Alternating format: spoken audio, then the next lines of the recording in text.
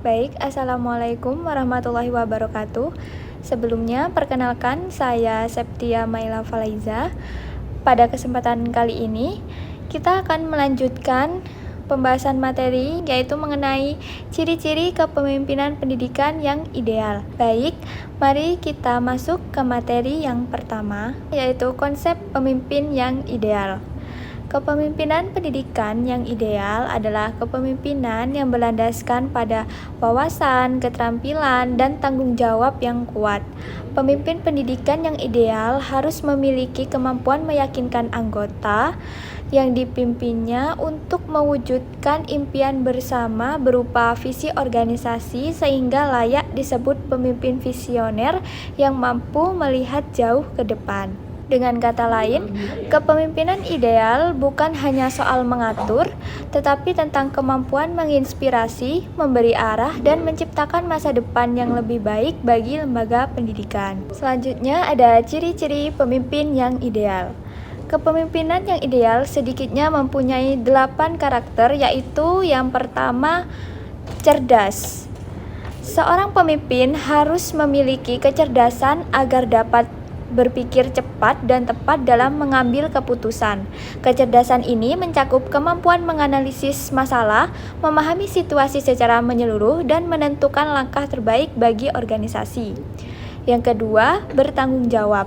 Seorang pemimpin yang ideal harus bertanggung jawab dalam artian bahwa bertanggung jawab terhadap dirinya dan juga terhadap anggota dalam suatu organisasi.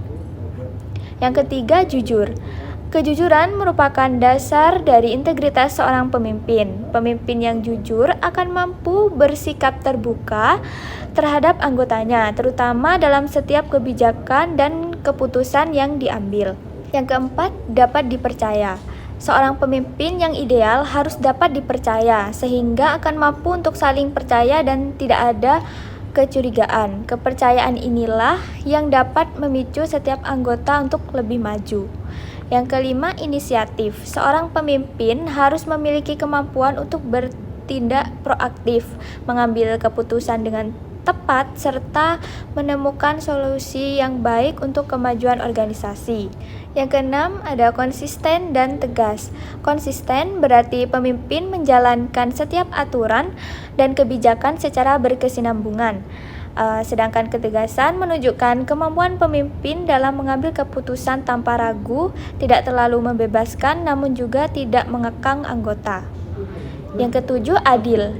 Pemimpin yang ideal harus mampu memperlakukan anggotanya secara objektif dan tidak diskriminatif. Sikap yang adil dapat menciptakan suasana kerja yang kondusif dan menghargai kontribusi setiap individu sesuai dengan tugasnya. Dan yang kedelapan, lugas. Pemimpin harus mampu menyampaikan gagasan dan instruksi secara jelas, langsung, dan tidak bertele-tele.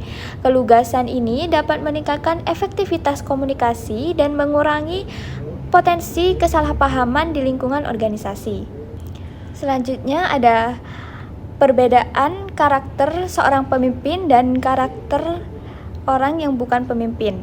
Yang pertama, pemimpin mengakui kesalahan, bukan menyalahkan orang lain. Yang kedua, seorang pemimpin terus memperbaiki diri, bukan membandingkan diri dengan orang lain. Yang ketiga, pemimpin belajar dari orang yang lebih baik, bukan menjatuhkan orang lain. Yang keempat, seorang pemimpin menawarkan bantuan, bukan menghindari tugas. Yang kelima, seorang pemimpin mencari cara yang lebih baik, bukan terpaku pada kebiasaan yang lama. Yang keenam, pemimpin melihat peluang, bukan kesulitan yang berlebihan. Yang ketujuh, seorang pemimpin selalu mempunyai rencana, bukan selalu mencari alasan. Yang kedelapan, seorang pemimpin itu berkomitmen, bukan hanya sekedar berjanji. Yang kesembilan, pemimpin menjadi bagian dari solusi, bukan menjadi bagian dari masalah. Dan yang terakhir, pemimpin menuntaskan masalah, bukan tanggung-tanggung dan tidak pernah memecahkan masalah. Nah, perbandingan ini membantu kita mengenali diri sendiri dan menjadi evaluasi apakah perilaku kita ini sudah mencerminkan karakter seorang pemimpin yang sejati atau belum. Baik, pada akhir materi terdapat beberapa soal evaluasi yang saya berikan untuk mengukur pemahaman teman-teman. Silahkan teman-teman kerjakan sebagai latihan untuk meningkatkan pemahaman dan kemampuan mengenai kepemimpinan pendidikan yang efektif. Terima kasih atas perhatiannya. Wassalamualaikum warahmatullahi wabarakatuh.